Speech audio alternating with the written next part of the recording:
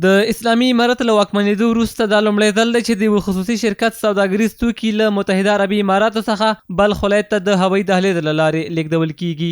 د بلخ ولایت د مولانا جلال الدین محمد بلخي هوایي ډګر مسؤلین وایي له ډېرو هڅو وروسته پر دې وتوانېدل چې د فلای سکای هوایي شرکت په واسطه بلخ ولایت ته د هوا له لارې سوداګریز توکي راولېږدوي. دوی زیاتوي له نورو سوداګرو سره یې هم په همدې تړاو خبرې کړي ترڅو خپل سوداګریز توکي هیواد ته د هوایي دهلیز له لارې وارد کړي.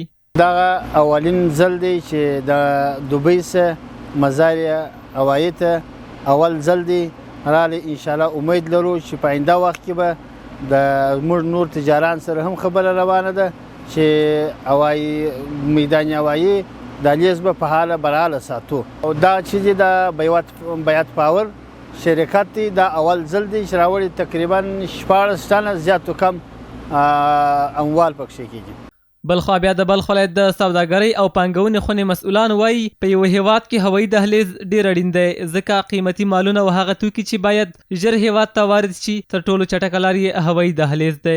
در بخش انتقالات اموال تجارتی کارگوی هوایی هم خیلی از موارد مهمی باشه که به خاطر مسئولیت اشیاء انتقال که میشه صورت میگیره و ضمن موادات قیمتی و بخش از اموالی که نیاز به انتقال عاجل داره توسط کارگوی هوایی صورت میگیره. په دغه توکو کې د یوه خصوصي شرکت برېښنایي ماشینونه د عربي متحده اماراتو له دوبۍ ښار څخه مزار شریف ته راوړل شول. د مسؤلینو پر وینا تر دې وړاندې د مولانا جلال الدین محمد بلخي د هوایي ډګر له لارې جلغوزي او داسې نور سوداګریز توکي بهرنیو هیوادونو ته صادر شوي دي.